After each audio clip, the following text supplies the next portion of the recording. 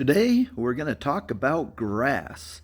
That's grass for your tortoises and what are the best grasses in Arizona and how to overseed so you go in a week from that to that.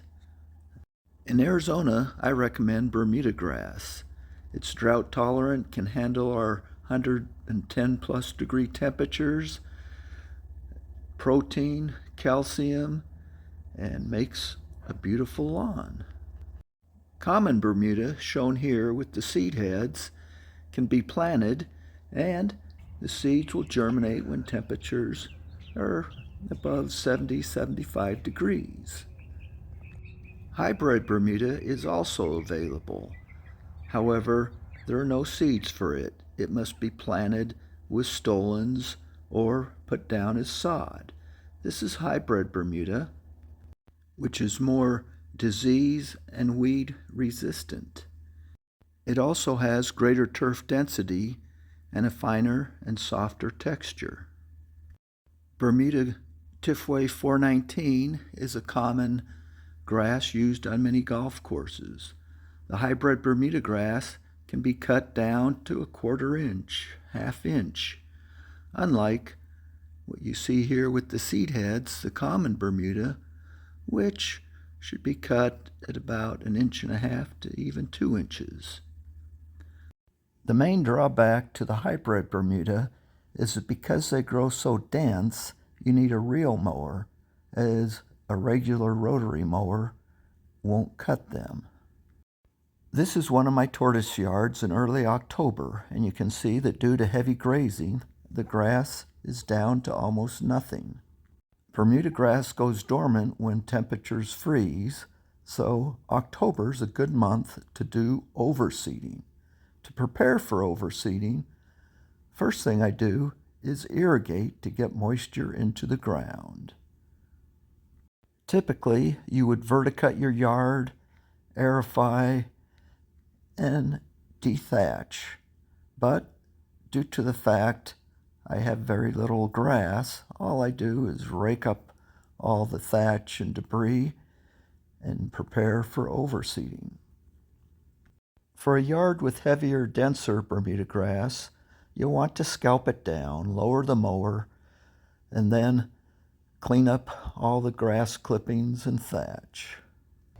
May not show up well because of the shadows, but I've flood irrigated my yard before overseeding. Since my ground is so bare, I wanted plenty of moisture in the soil to help germination.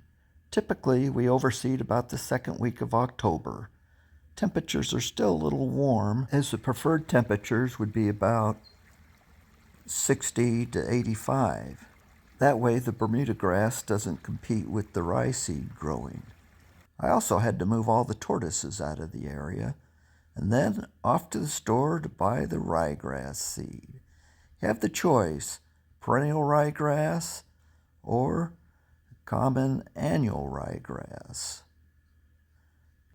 In northern states, you might want perennial so it'll come back, but here there's no advantage. Look at the tag. It'll show the germination rate. This is 90%. Pure seed, 96%. That other part, crop seed, weed seed, and other things. You'll also want some steer manure. You can get 2 types, deodorized or the smelly stuff.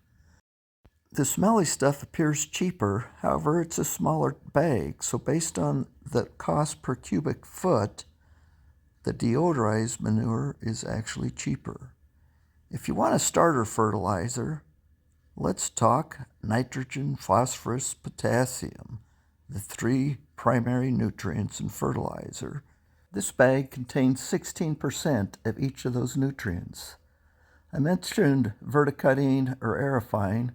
Well, that's as close as I would come. Not really required here. Here, I disperse the seed. Rather than have a spreader or anything else, I just threw it out by hand. Then I dump out the bags of steer manure and spread it. Needs to be heavily spread over the bare areas and not as heavy and the grass areas. And it'll help hold moisture, and that helps the seeds to germinate. They must stay moist. I don't apply any other fertilizer, but if you want a starter fertilizer, consider low nitrogen like a 6-20-20. Water everything in well, keep the peat grass moist.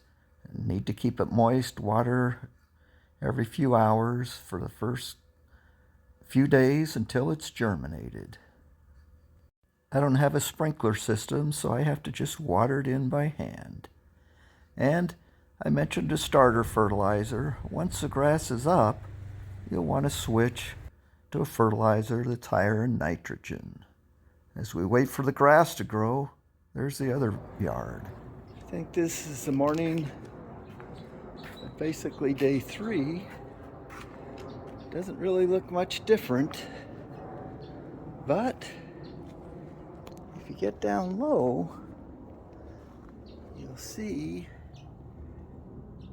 ryegrass is starting to come in.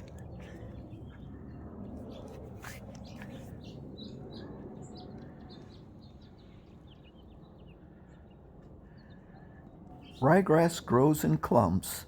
It doesn't send out shoots and runners like the Bermuda grass. So, if there are bare areas, you'll need to fill those in with seeds. But just because it's not growing yet, it may be just because the seeds haven't sprouted yet. If you have bare areas that you seed, you'll need to make sure you cover them with the manure to hold the seeds in place as well as hold the moisture in place to germinate the seeds. Areas with the grass, the seeds will work their way down and come in nicely.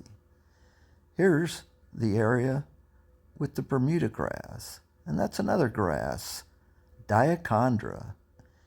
It grows in amongst the Bermuda grass. Great food for the tortoise. They love it. Little higher water requirement than the Bermuda grass.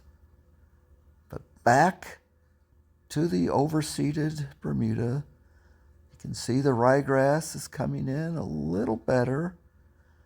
Very spotty in these bare areas, mainly growing just where the manure was applied.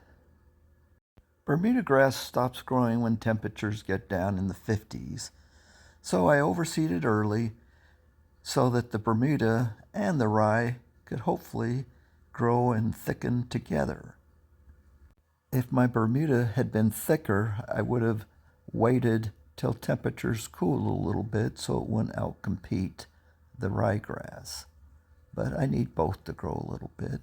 And you'll see day by day the ryegrass continues to sprout and germinate and fill in, and the yard looks thicker and thicker.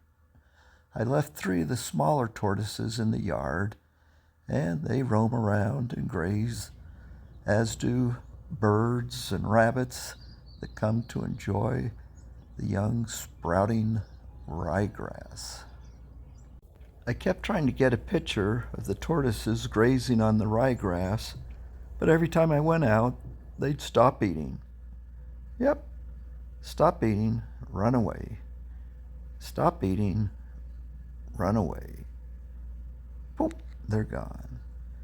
But the grass continues to thicken. Still doesn't look that great yet, but I'm not too concerned because even if it's not perfect, it's mainly just to enhance the food source for the tortoises. And it still looks better than the yard did before. As we get further down the road, I'll show you before and after picture to just remind you what this area looked like before it was overseeded. I had purchased a 50-pound bag of ryegrass seed because it was most economical, and I didn't use a lot of it, so I can use the extra to fill in bare areas if I want, and I can also save the remainder to use to overseed next year. There may be a slight decrease in the germination rates, but it still will be good and a high percentage will germinate. The ryegrass can grow in clumpy as it doesn't spread with stolons and rhizomes as does Bermuda grass and other grass species. Isn't it exciting to watch grass grow? Here's your trivia question. Is coral a plant or an animal? Each morning I get up and go check the grass. Looks a little thicker this morning, a little taller. Who knew you could get so excited watching grass grow? It's not like watching paint dry. If this grass were just planted for ornamental reasons to make the yard look nice and green, I would probably start mowing it at this point. But since it's there to feed the tortoises, I'll let it continue to grow and won't do any mowing. As you're watching the grass grow, you're probably dreaming about being in some exotic location, perhaps snorkeling. So back to the trivia question. Is coral a plant, like this grass that grows in the sea, or is it an animal? There's some interesting things that grow out of the manure. And, of course, speaking of water, after a little more than a week, I flood irrigated the ryegrass. But the answer to the trivia question is coral is an animal. It's not a plant. The flood irrigation is soaked into the ground, greatly increasing the level of moisture content. And now I won't have to water the grass for the next couple days. But with temperatures that are exceeding 100 degrees, I'll have to start watering again soon. And there's a little tortoise doing a little grazing. Another warm season grass that I should mention is St. Augustine. It's much thicker and coarser than the Bermuda grass, requires more water and fertilizer, and you need to mow it at about 2 to 3 inches. St. Augustine will choke out even Bermuda grass, and one of the advantages is that it is very salt tolerant. People living in coastal areas will use it, and it's a little more shade tolerant than Bermuda grass. But I wouldn't use it in Arizona unless it's in an area with like sulcatas or large tortoise species. It's not my personal favorite. 2 weeks. Looking good. Time to get the tortoises back on it.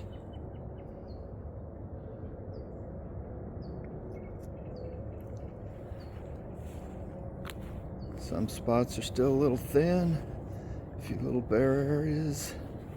Thin or bare areas can be reseeded. Ryegrass germinates well with temperatures above 50 degrees and will even germinate at cooler temperatures. Though October is the prime month to overseed, you can overseed in Phoenix through November. This is my Bermuda grass yard October 5th before I started overseeding. Overseed, I put down seed, then put down this steer manure, and after 3-4 days it starts to come in, keeps getting thicker, and this is 2 weeks later, October 19th. So from that to this. I hope you've enjoyed watching and maybe learning a little bit about warm season grasses. Hope you have a great day. Got to go get the tortoises.